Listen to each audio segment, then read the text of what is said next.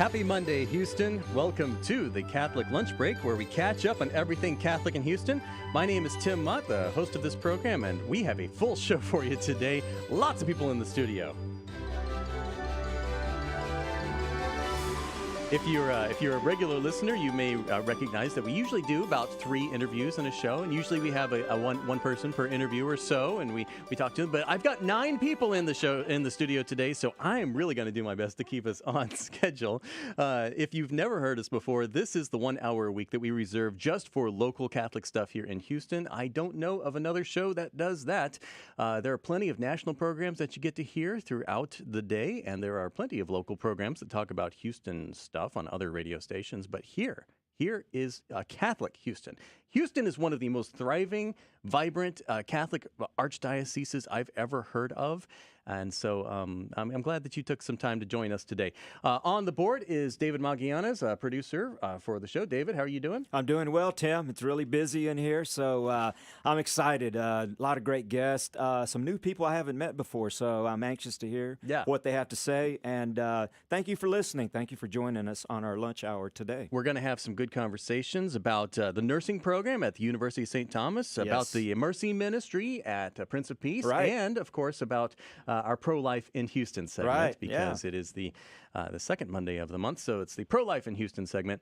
Also helping us out with the video is Carol Herrera. Carol, our super volunteer. How are you doing today? I'm doing just great. It's good to see everybody here today. I feel like we have a studio audience. Oh, I know. It's like the guests make up a studio audience. But it makes it exciting.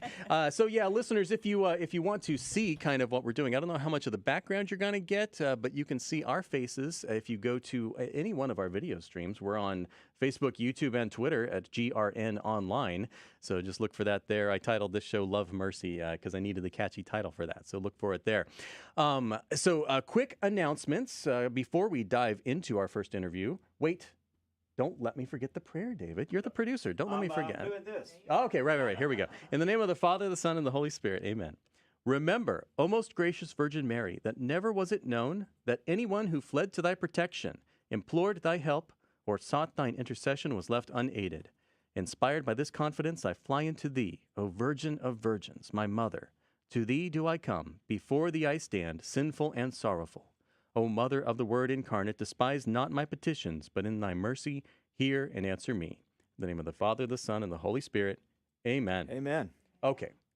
I mean, we got a big Marian feast coming up next week. Feast of the Assumption. Yes. Huge. Love it. Nice. A quick announcements. We've got a lot of priests being moved around in Houston. I've noticed a few of these happening, and these are churches that we have some radio presence at. So I wanted to just let you guys know. You know that Father Christopher Plant, he got moved to St. Vincent de Paul, going to help out Monsignor Bill there. And so Father Miguel Solorzano from St. Charles Borromeo moved over to St. Bartholomew's in Katy, where Father Christopher left.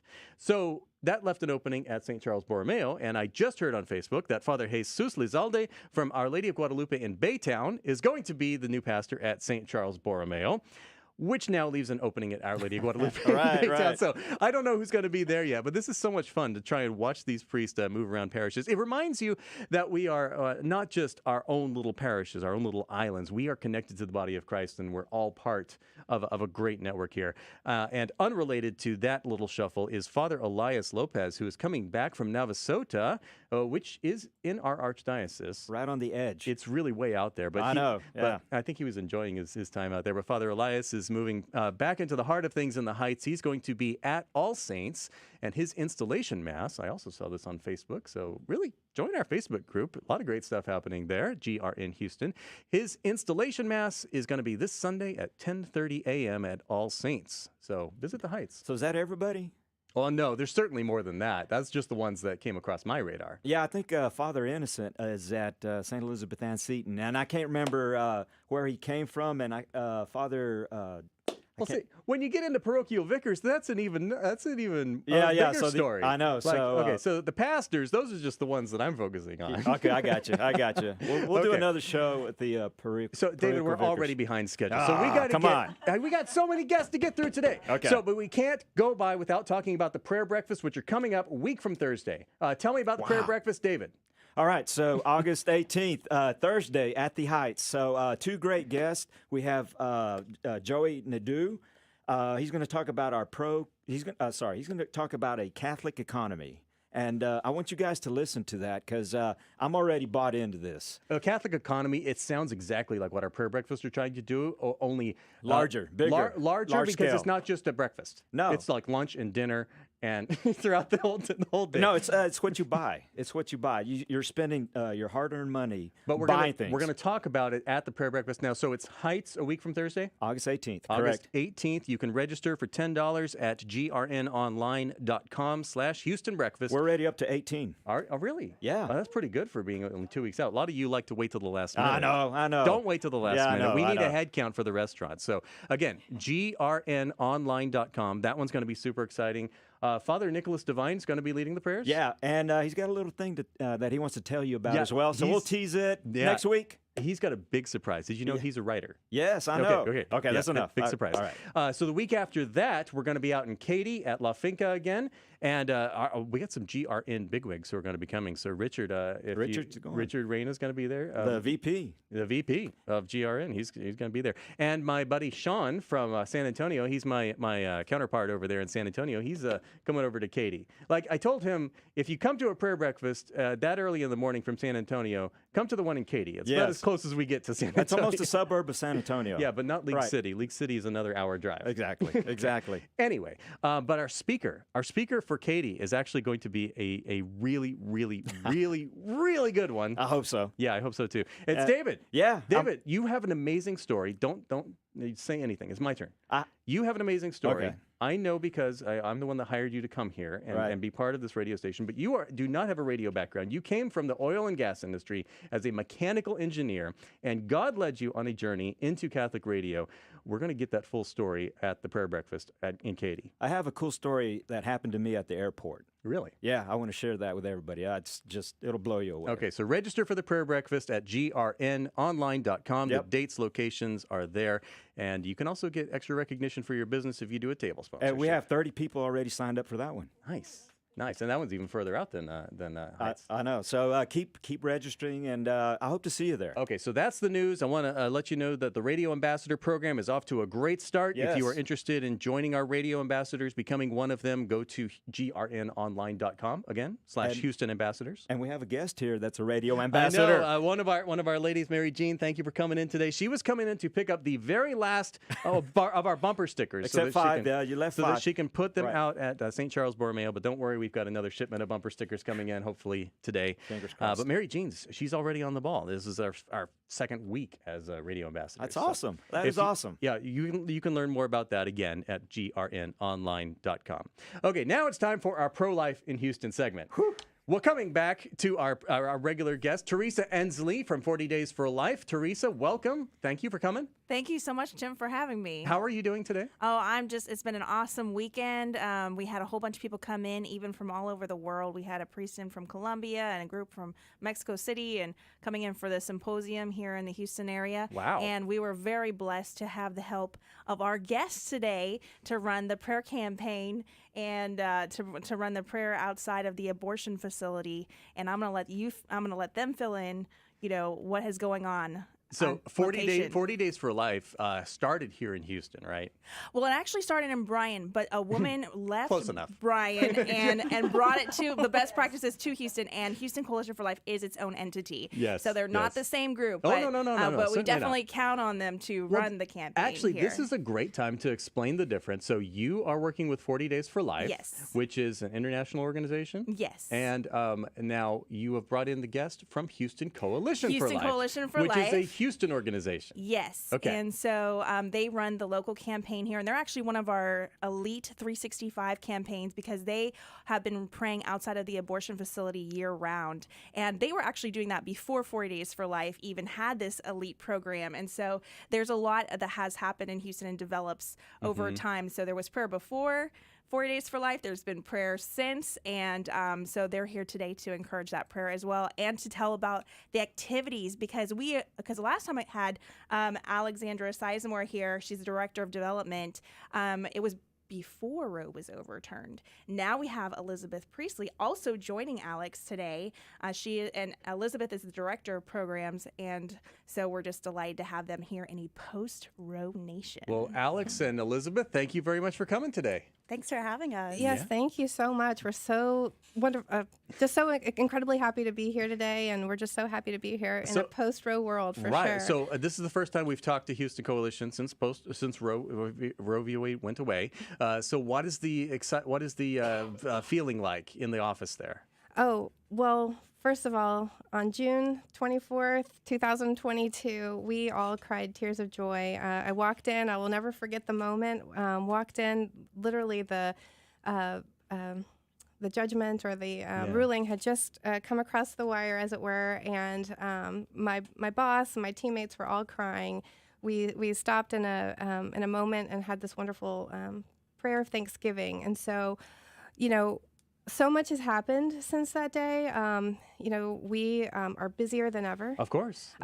In fact, ever since September of 2021, when the Texas Heartbeat Act, our services have increased by 30%. Right. Wow. Thanks be to God. And ever since June 24th, anecdotally, we don't have the numbers specifically since then, but I can tell you our office is busier, our buses are busier, and we have an exciting new announcement too, in that the Little One, which is our newest mobile crisis pregnancy center, was launched back in July. So Houston Coalition has mobile pregnancy centers. Yes. So describe kind of what those programs are. Or Elizabeth, would you be the one to do that? Yeah. You're the program director. So what are these buses that we hear about, the Big Blue Bus? Right. So we have 3 mobile crisis pregnancy centers on wheels. Our largest one, which we call Big Blue, is parked outside of the big Planned Parenthood, which is actually the biggest Planned Parenthood in the Western Hemisphere. Well, now, it's here in Houston. why is it a bus and not like your own office? Well, we do have our office located on TC Jester, but the wonderful thing about a bus is that we could park those buses in places where women are seeking abortions. And so we offer free pregnancy tests and ultrasounds, and while they might have to pay for those things at an abortion clinic, and we just take that opportunity to let them know there are options. A lot of women don't realize that there is help out there.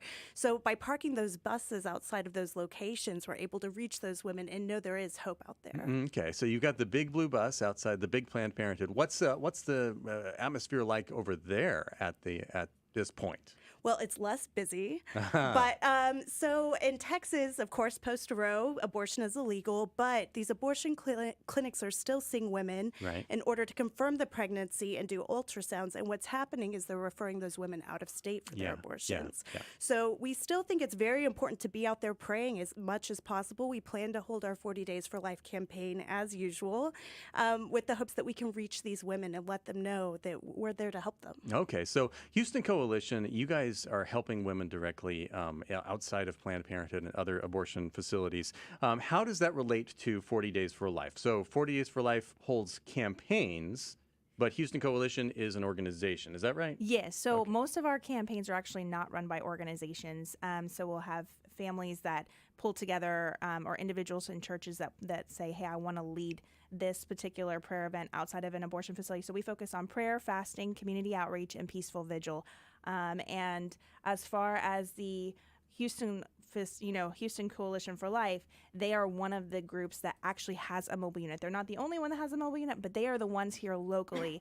And we see more saves out of Houston than we see anywhere else in any other city around the world. So we have 600 locations around the world that we work with, or more or less per campaign. And of those, I want to say about 50 are actually 365 campaigns that run year round. And we just hit the 2,000 save mark. The 22,000 save mark since 2007. Big difference there. But yes, Houston is saving babies every single day. And so they're one of the few groups that's able to see all these women. And that's partly because they have the 3 mobile units and because they have an office. And today, the reason I brought them in is because next month, y'all can be directly a part of making sure that they can stay open, because they're offering these services for free. So Alex, can you fill us in on what is happening on September September the 10th. Yes. That they can be involved in even today, because you can sign up today. Exactly. Thank you. So on Saturday, September 10th, we are having our annual run/walk for life. It's a 2-mile walk or a 5K fun run. It's a wonderful day. It's at All Saints Catholic Church in the Heights, and it's a wonderful time for the family to come. It's a family-filled day. You can join us anytime between 8 a.m. and 11 a.m. You can sign up online at HoustonCoalition.com, and participants, commit to raising. It could be $25, it could be $100, it could be whatever you deem that you want to set your goal. You get other people to support you, and then you come out and join us. And it's a wonderful witness as you walk or run, your choice, up and down Heights Boulevard. Oh, Heights Boulevard's a nice place to walk. Yeah, it's lovely with all the wonderful trees, and just it's a lovely day. And then we have activities for the family, kids of all ages, snow cones, face painting. We're getting together. Last year, we launched a goodie bag for all participants, including a T-shirt and some coupons. So we're doing that again this year. We have some wonderful donations. So it's a fun day. And we last year we had really the biggest turnout we'd ever had. We'd love to surpass that. This year is our 20th anniversary. Houston Coalition for Life. No way. Yes. Has been around since 2002, celebrating 20 years of life, nearly 13,000 babies saved. So it's just a joy. It's really a joyful thing. We still have a lot of work in front of us to do, and our work is not going anywhere. Of course, yeah. Women will still find themselves in crisis pregnancies. I think our services will increase significantly, and so we need our free services to help these women, to be there, to counsel them, to have the opportunity to encourage them to choose life. Yeah, free is huge because, Yes. If you're in a crisis pregnancy, you really don't want to be thinking about, the budget and what you can afford to, can you afford to keep this baby? That's part of the reason it's a crisis often. So on the Fun Run Walk, is that the Big Blue Bus going to be there? People can see it? Yes, the Big Blue, let me say, we might have the little one there because the little one. So yeah, this is your news. You've got 3 mobile crisis pregnancies, and that third one is really the new one, right? Exactly. Yeah. So last year at our 2021 dinner, we were able to raise enough funds to purchase a Mercedes Sprinter van, and so we wanted this bus to be able to serve more women, and so it is now parked at a what was a notorious late-term abortion facility on 2505 North Shepherd. Mm-hmm. It's still in business. In fact, 6 of the 7 abortion facilities in Houston are still in business. So we're there. The first week, we launched it the first week of July, and we had 3 saves. Oh, wow. Yeah. On your first week. On our first week there. So thanks be to God, we are that bus is parked out in front there Tuesday through Friday. Tuesday through Friday. So you don't leave it there overnight. It goes back to your garage there. Exactly. Okay. So you got the Big Blue Bus at the Planned Parenthood. The little one is the new one at that what is it called again? The Texas Ambulatory Surgical Center. One of those mouthful names. Mm-hmm. But then what about the middle one, the Baby Blue, is it? Baby Blue. Where's Baby Blue? So it's parked on San Jacinto. So there was another abortion facility that actually shut down post-Roe, and we're very excited about that because they were very busy there. But Baby Blue continues to stay at that location because women still drive out thinking that the abortion center is still available for business. So do all 3 buses have the same capabilities? Yes. Okay, so the ultrasounds, the pregnancy test, what else? Counseling. Okay, excellent. So let's say a lady drives out there, sees the Baby Blue, goes in there for a free pregnancy test and ultrasound. What happens then? Where do you refer her to? Well, we do have a maternal assistance program, and so that helps women with supplies that they'll need for their babies, like diapers, formula, clothes. And then we also have classes that we offer to the women, such as postpartum depression, breastfeeding, nutrition classes, a lot of different classes that they can use to help with their needs and help learn what they need to do to provide for their babies. Wow. So how does prayer factor into all of this? I know the main thing that Houston Coalition does is pray outside of abortion clinics, and the mobile crisis pregnancy centers kind of grew out of that. How do you view prayer in this mission? Well, it's really important to pray, first of all, because of the power of prayer, but also when women go and they see that people are out there, that they care, and it means something to them, though it makes them think about it a little bit. It gives them a chance to reflect about what's really going on instead of just acting out of fear, like, oh, this is a really tough time for me. I need to do, the fear can create difficult situations. But I think when they see people praying and that there are people out there taking their time that care, it makes them take a second to pause and just really think about what's going on. So the Run Walk for Life, how does that support what you're doing here? Do you get all of your support from this one event, or is it something? Is there more than that? So our Run Walk for Life is one of the major fundraisers we have throughout the year that supports our operations, and so it is vitally important, this event, in helping us raise enough funds to support keeping our mobile crisis pregnancy centers on the road and able to support the free services that we provide. So it is one of the major fundraisers. We have 2 major fundraisers throughout the year.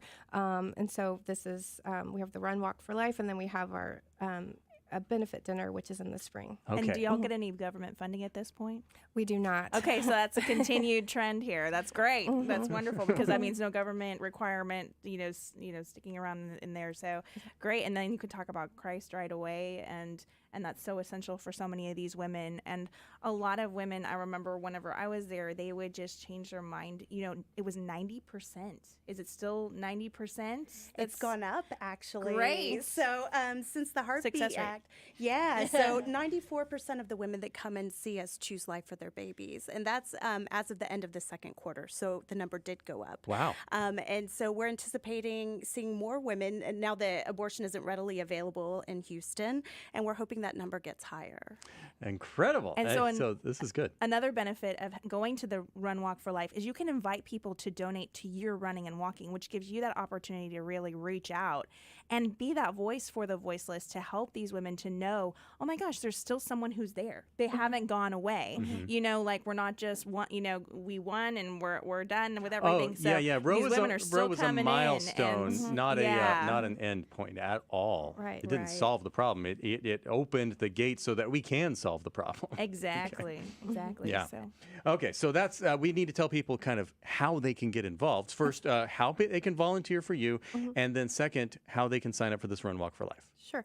So they can get involved in many different ways, but one of the easiest, funnest ways is our upcoming run/walk. You can sign up on HoustonCoalition.com. Just go and look for the Run and Walk for Life and sign up. It's very easy to sign up, and you can create your own page online. If you're having any issues, certainly call our office. We can help you and walk you through that. But I promise you, it's very easy. You can also sign up, and I'll let Elizabeth talk about this in just a moment, for our 40 Days for Life campaign, which is coming up later in September.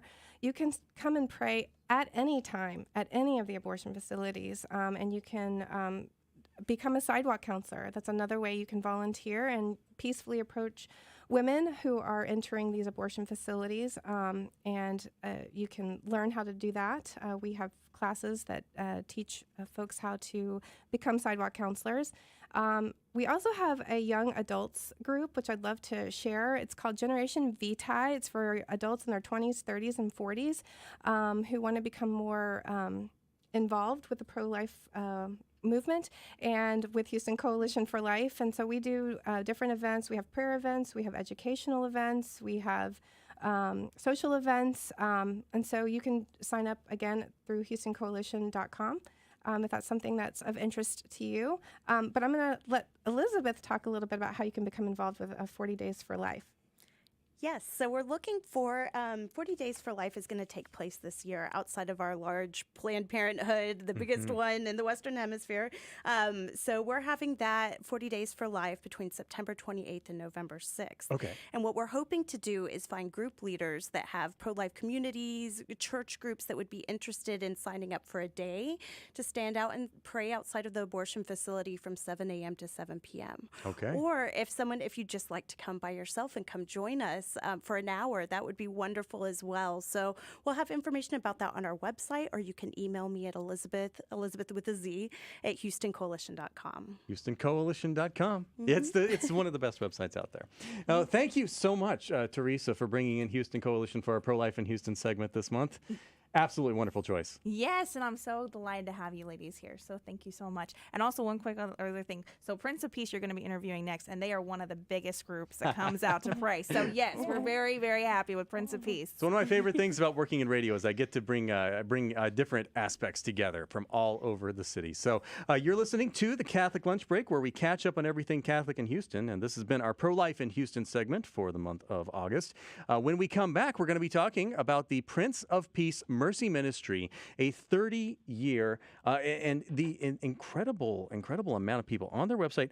45,000 people helped every year. Wow. Listen to that here on the Catholic Lunch Break on AM 1430. Southeast Houston Cardiology is a proud sponsor of your Catholic radio station, and the doctor is in. Southeast Houston Cardiology has been serving patients with heart disease and vascular disease with up-to-date, compassionate, and comprehensive care for more than 20 years. Southeast Houston Cardiology has 2 locations, Webster and Pasadena. You can contact them online at southeasthhoustoncardiology.com or 281-338-4004. This is Deborah Haney, Superintendent of Catholic Schools for the Archdiocese of Galveston, Houston, and I want to invite you to consider a faith-based education for your children. Catholic schools give families a safe, nurturing environment with a rigorous and relevant curriculum that helps to form disciples of Jesus Christ that will transform this world. Whether you are seeking a classical curriculum, a strong hands-on stream learning experience, or a more traditional Catholic school environment, we have a school for you. Choose CatholicSchools.org and find a school that is right for your family. Save the date. This year's annual Run and Walk for Life is Saturday, September 10th, 8 a.m. till 11 at All Saints Catholic Church in the Heights. What a joyful way to celebrate Houston Coalition for Life's 20th anniversary, supporting moms, babies, families in crisis. Their life-saving work has bloomed into the Blue Blossom Pregnancy Center, serving clients from 3 mobile buses. Who should sign up? You, your family, your friends, your parish. Choose the 2-mile walk or the 5K fun run. Register at HoustonCoalition.com. KSHJ is sponsored by the Knights of Columbus Rangel Agency. For over 130 years, the primary mission of the Knights of Columbus has been to provide financial security to their members and their families, offering life insurance, long-term care insurance, disability income insurance, and annuity products. The Knights of Columbus are your shield for life. To learn more, find your agent, or discuss agent career opportunities in the Southeast Texas area, please contact General Agent Tony Rangel at 281-931-9100. Do you hear that sound? That's right, that's the sound of breakfast, and it's time again for the AM 1430 KSHJ Catholic Radio Prayer Breakfast. Hi, this is David Magianis, and I want you to join me at the next prayer breakfast in Katy on Thursday, August 25th, where I will be the keynote speaker and share with you on how a mechanical engineer from the oil and gas industry ended up at Catholic Radio. To register, go to grnonline.com and go under events. God bless.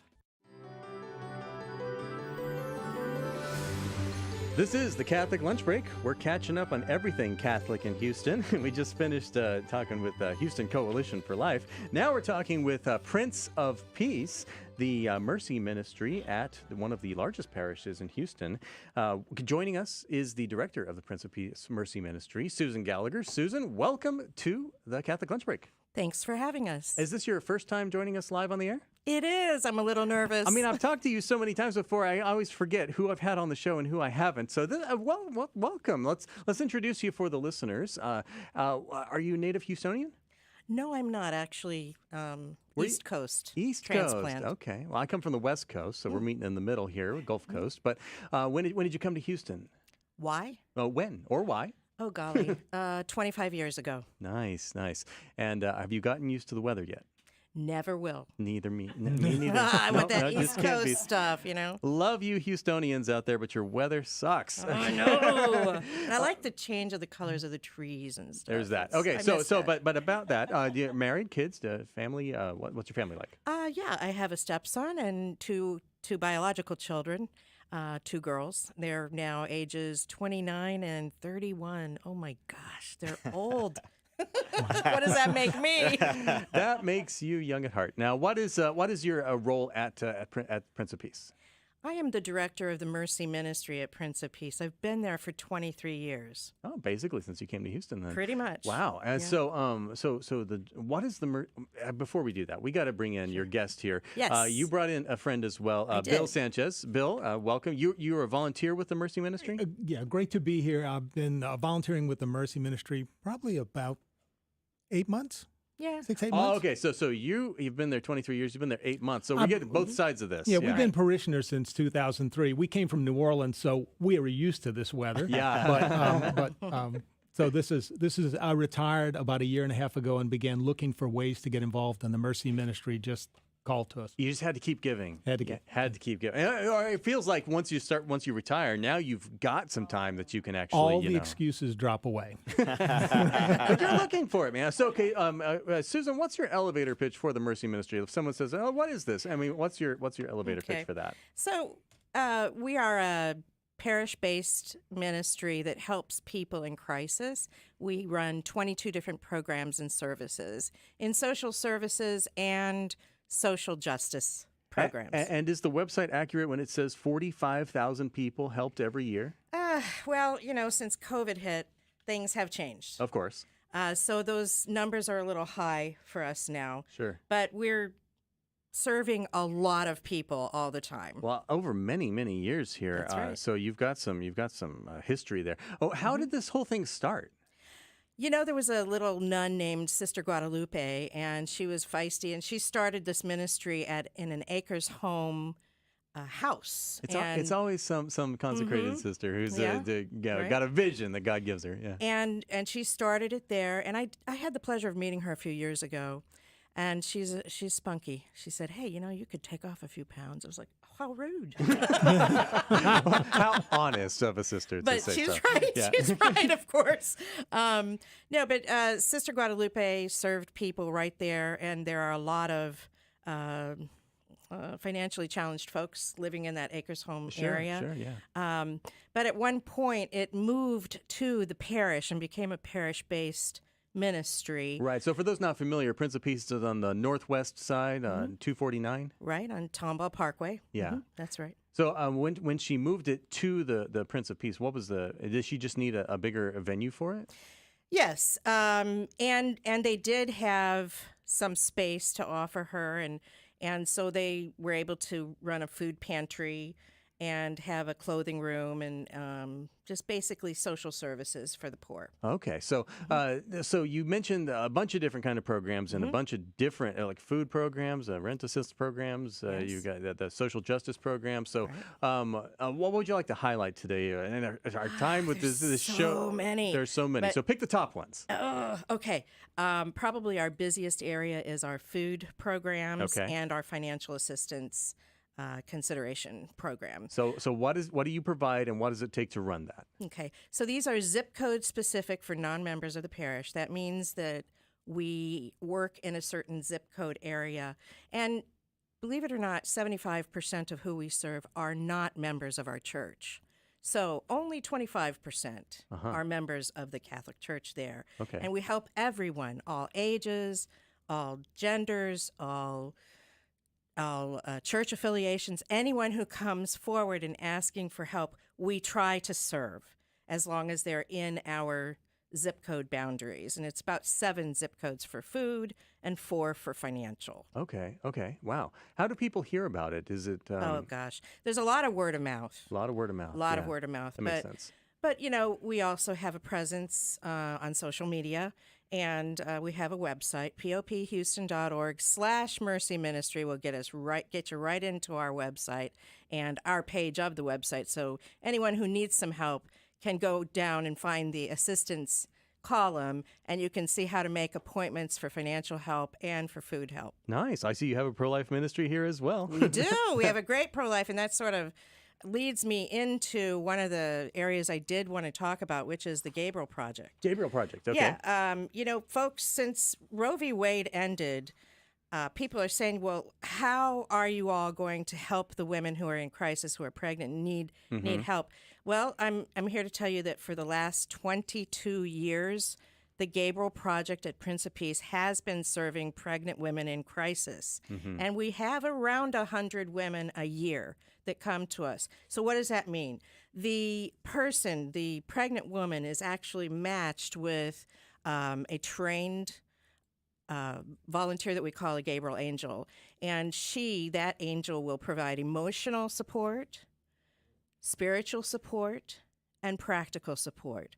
So she'll provide talking, listening, offering comfort and ideas, and loving the person. And it's good that this is parish-based. It is. Not just going outside of abortion clinics, but also getting into neighborhoods where parishes are. And what's different about this than, say, a pregnancy center is you have a friend, you have a big sister, a mom, whatever you want to think of this person as. This angel becomes someone on which you can support, on which you can count for help and guidance and love.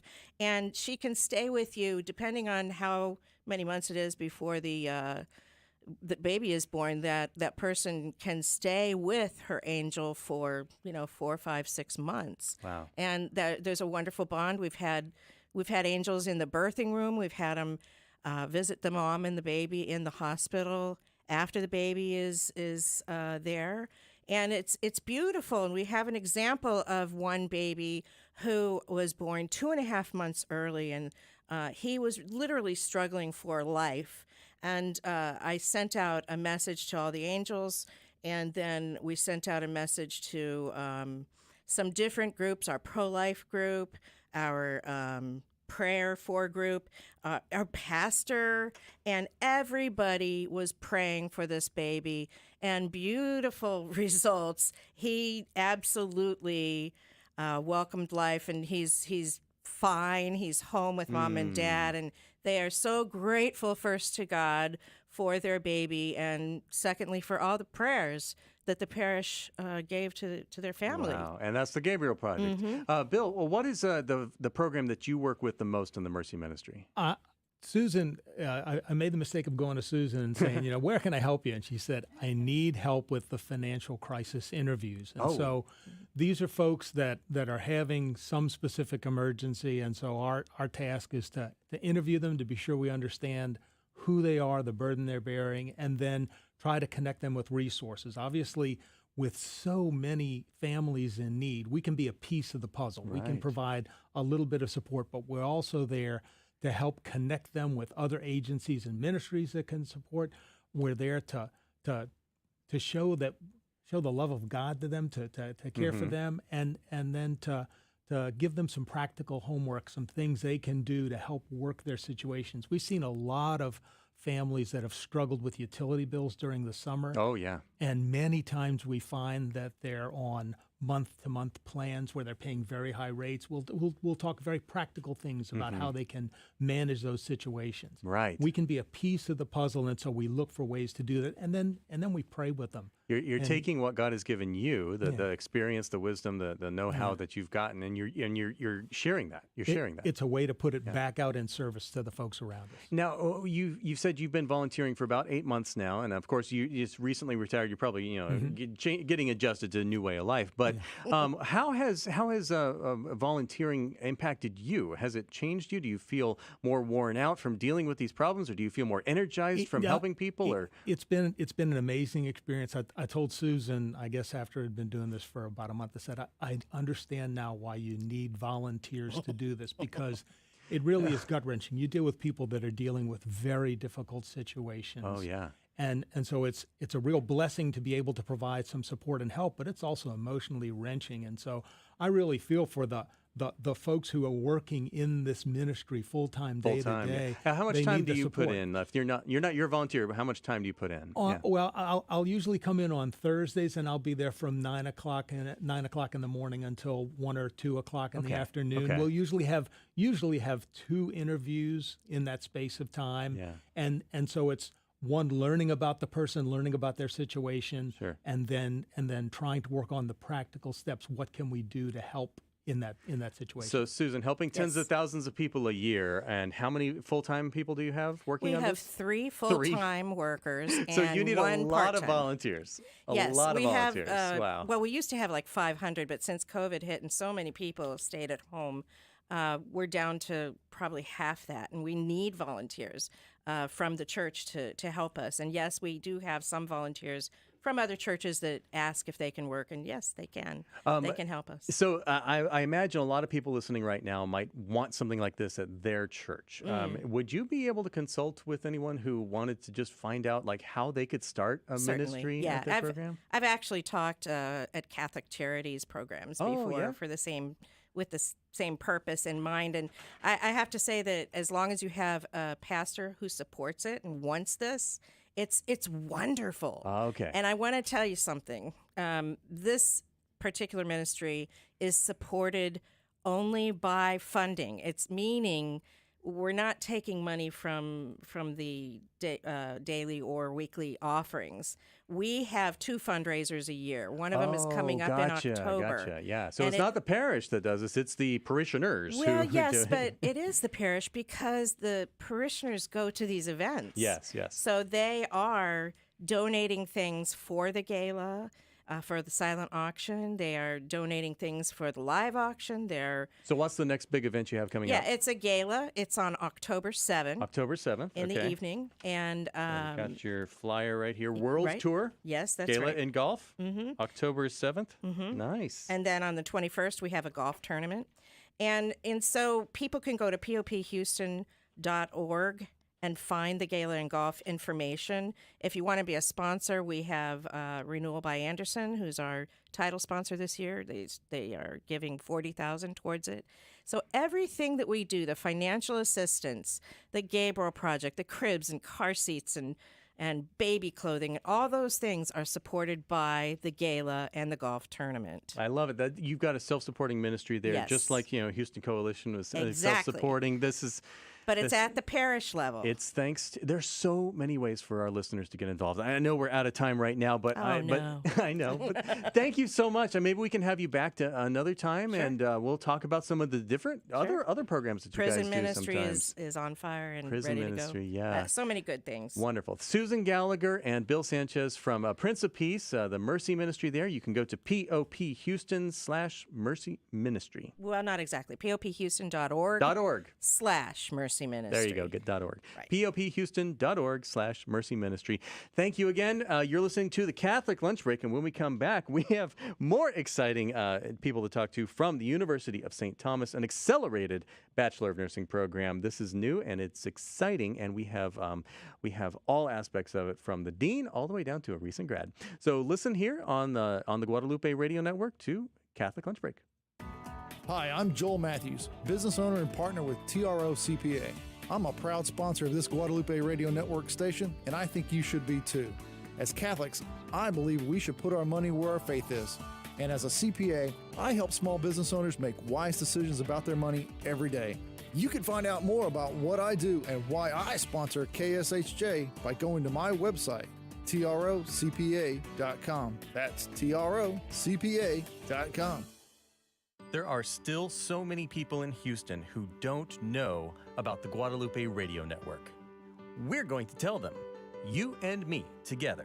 I'd like to invite you to become one of the KSHJ Radio Ambassadors. We're putting together a team of elite radio ambassadors, and each one of them will endeavor to schedule a parish visit at the parishes in their area, because we found that this is the most effective way to improve the lives of Catholics through Catholic radio. This is a volunteer position that will just take a little of your time, but will make a huge impact on our city and on our churches. Don't worry if you think that you don't know how to do this, or you think that you don't have the right skill set for it. God absolutely loves and delights to use us in ways we can't even imagine. And I'll be here to help you. So reach out to me, Tim, at grnonline.com. That's Tim at grnonline.com. Hi, I'm Claudia Garza. I am an insurance agent with Farmers Insurance, serving West Houston and Katy. And I am a proud sponsor of this Guadalupe Radio Network station. Catholic radio is truly food for my soul. I sponsor 1430 AM because I want to help evangelize. You can reach me at my office, 713-780-4841, 713-780-4841. Get ready! Prayer breakfasts are back, and the first one is in the Heights on August 18th at 7 o'clock a.m. This month's inspirational speaker is Joey Indu from the Catholic CEO Organization. What a great way of starting your day, in addition to a delicious breakfast that will be served at Tony's Mexican Restaurant at 2222 Ella Boulevard, Houston, for the great price of $10. Sponsorships will be available as well. Go to grnonline.com to register. You're listening to the Catholic Lunch Break, where we catch up on everything Catholic in Houston. And Houston is very blessed to have a wonderful Catholic university, the University of St. Thomas, here in Houston. Joining us from the University of St. Thomas. Well, a little backstory on this. We've talked to the president, Dr. Ludwig, many times. We've talked to Larry Massey's on the board. We've talked to several of the deans, several of the professors, and one of the what's your job description, Claudia? Community relations, yeah. So when Claudia came here as community relations, and I told her, yeah, you've got a lot to talk about. She's like, I'm going to be sending you so many people. And here they are. The first one of this wonderful series that Claudia has sent me is the nursing program, the Accelerated Bachelor of Science in Nursing.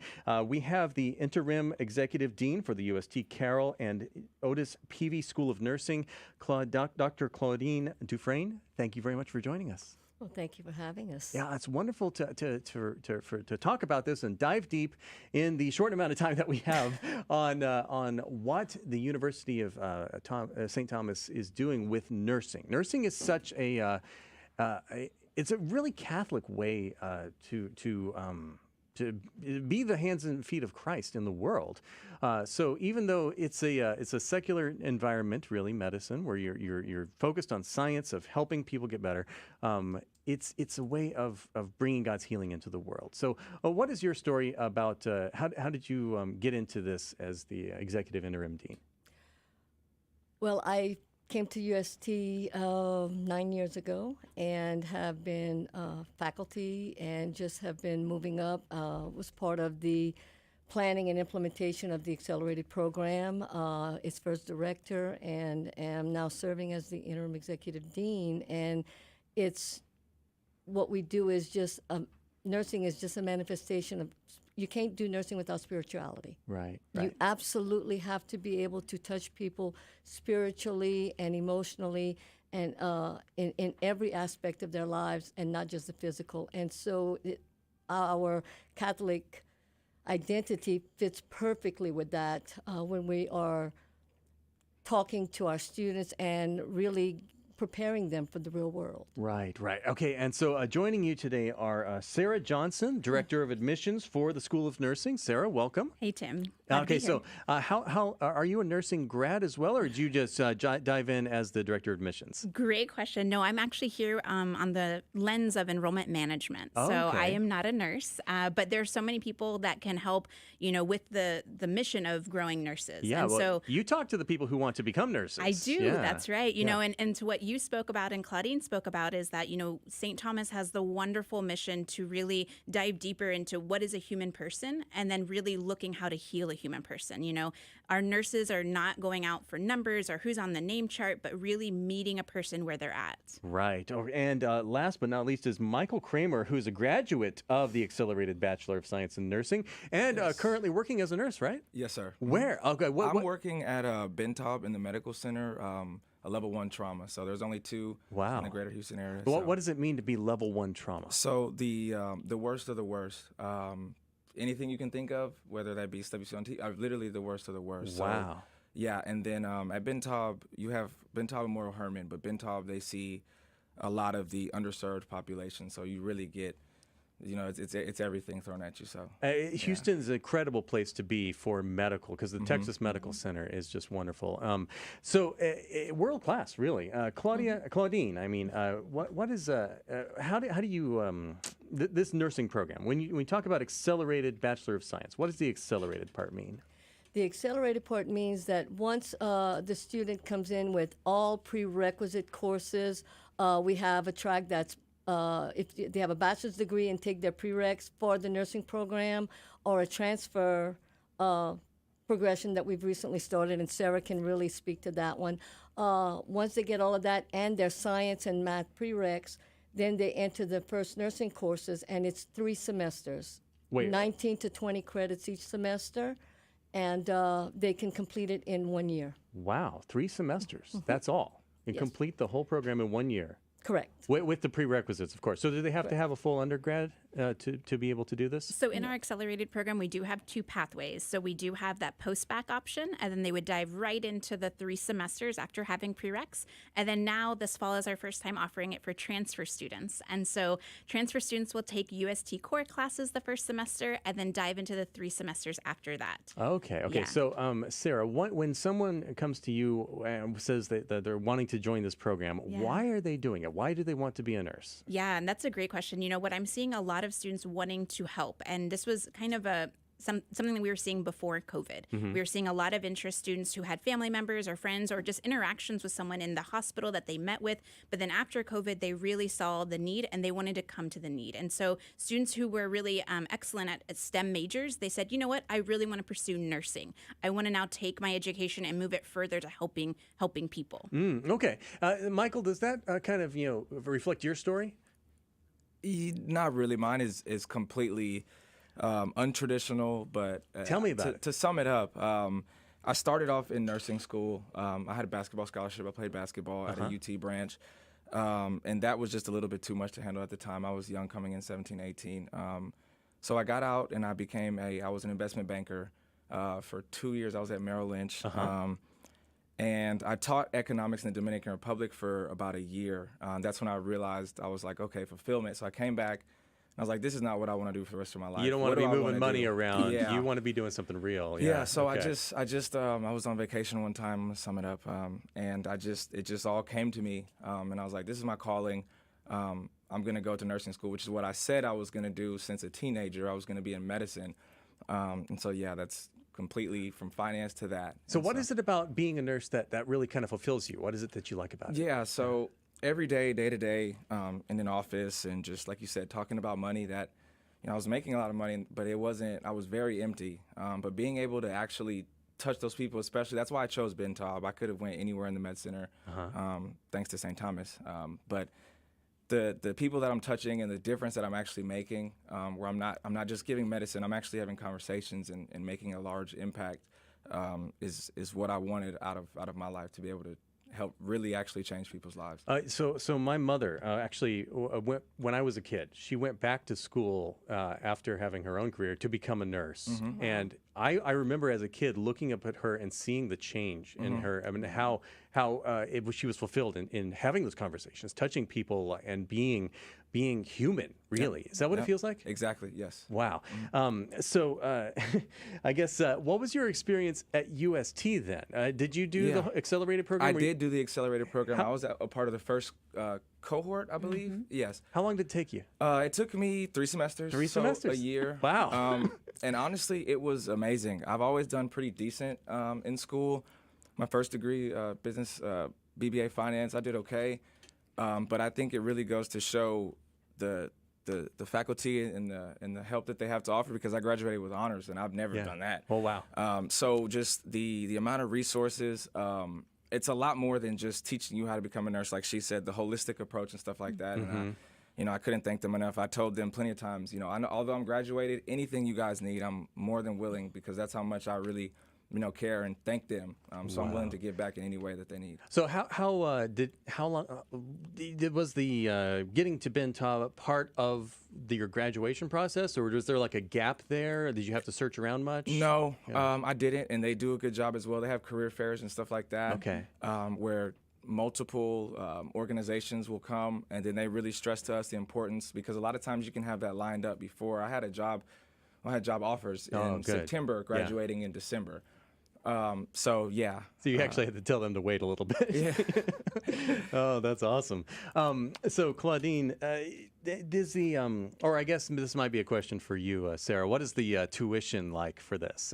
So I know that when I was doing music in undergrad, it took me 5 years, and the debt was huge. What is it like for an accelerated Bachelor of Science in 1 year? Yeah, and that's a great question. We really are looking at investments also, and so we do have tuition at $1,100 per credit with 58 credits, but we also have a 3-person financial aid team dedicated just to this population. And so why is that important? It's because we want to make sure that at UST, if this is what you want to pursue, that we're able to financially plan with you.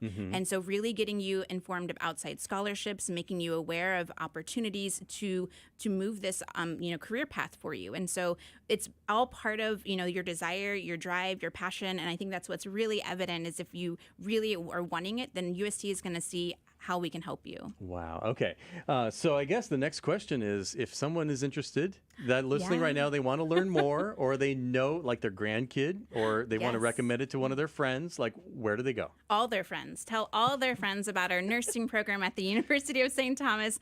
So I would love to give a phone number, 713-525-3500. Now you'll need to give it out a couple more times. So Absolutely. Let's talk for a bit while people go grab their pencils or paper or get their phones out. Is there a website as well? I got that ready. Go for it. Okay, so that website is going to be absn.stthom.edu, absn.stthom.edu. Yeah, that's the stthom.edu, THOM for Tom, That's ST. it. So if people remember that, you're having a St. Thomas, there's a lot of St. Thomases around There's there. a few, yeah. Churches, universities. Yeah. So stthom.edu, THOM, and ABSN is for Accelerated Bachelor of Science in Nursing. That's it. Whoa, that's music. Give out that phone number again. 713-525-3500. Ask for Sarah. Okay, wow. Okay, I knew this was going to be quick, but thank you very much, Dr. Dufresne and Sarah and Michael, for joining us to talk about the Accelerated Bachelor of Science at the University of St. Thomas. David, thank you for keeping things really going smoothly today. We had no hiccups at all. Carol's a big help, so thank you, Carol. Okay, Carol, of course, yes. And thank you, listener, for joining us, taking your lunch break to join us for our lunch break and catching up on everything Catholic in Houston on the Catholic Lunch Break. So next week is the Feast of the Assumption, all new material and a recorded program for you. I'm recording another interview tomorrow for that. You're going to be very excited to hear Father Cedric, Stan Merrick, and Together in Holiness. Also, next week, on the Feast of the Assumption, go to the seminary at 7 p.m. They're going to have a procession, a Eucharistic procession, or a Marian procession, I believe, for the Feast of the Assumption. That is one of the great things that you get here in Houston in our wonderful Catholic Archdiocese. And a personal note for me, I'm going to be visiting Oregon for my dad, who is going to be having some major surgery. Please pray for my dad. His name is Terry. His surgery is planned to be on the Feast of the Assumption next week. So when you're listening next week, say a prayer for Terry Mott. And until then, stay Catholic, Houston, and may God richly bless you.